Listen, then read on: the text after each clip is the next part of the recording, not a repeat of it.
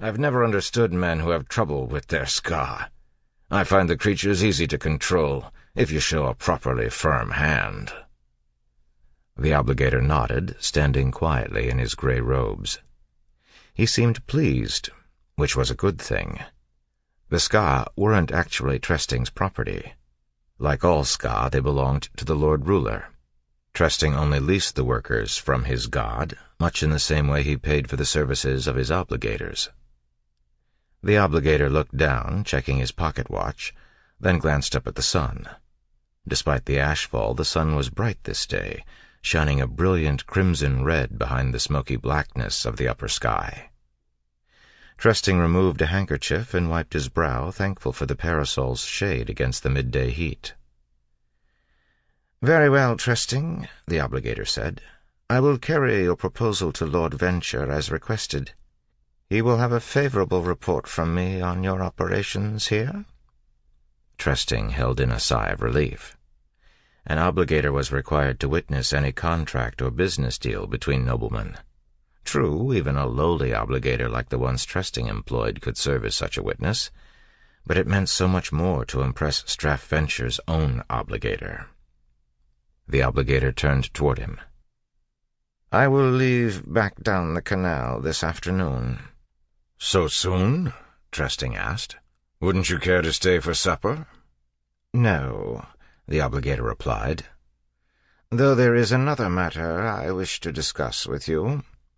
I came not only at the behest of Lord Venture, but to look in on some matters for the canton of Inquisition. Rumors say that you like to dally with your ska women." Tresting felt a chill. The obligator smiled. He likely meant it to be disarming, but Tresting only found it eerie. "Don't worry yourself, Tresting," the obligator said. "If there had been any real worries about your actions, a Steel Inquisitor would have been sent here in my place." Tresting nodded slowly. Inquisitor. He'd never seen one of the inhuman creatures, but he had heard stories. "I have been satisfied regarding your actions with the ska women," the obligator said, looking back over the fields.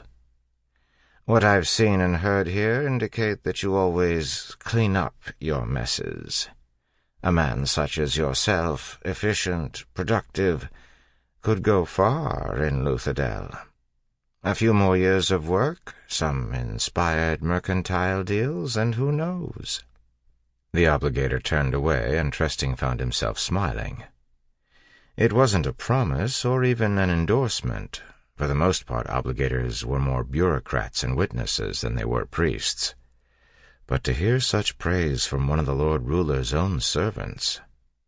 Tresting knew that some nobility considered the obligators to be unsettling.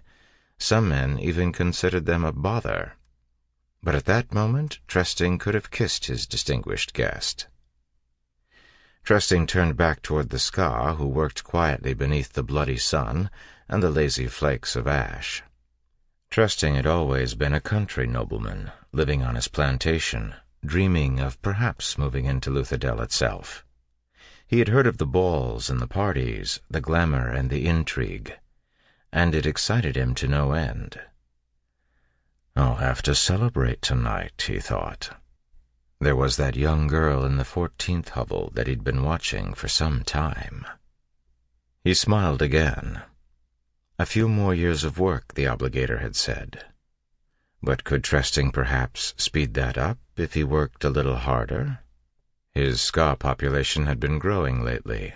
Perhaps if he pushed them a bit more, he could bring in an extra harvest this summer and fulfill his contract with Lord Venture in extra measure. Tresting nodded as he watched the crowd of lazy ska, some working with their hoes, others on hands and knees pushing the ash away from the fledgling crops. They didn't complain, they didn't hope, they barely dared think. That was the way it should be, for they were ska. They were... Tresting froze as one of the ska looked up. The man met Tresting's eyes, a spark, no, a fire of defiance.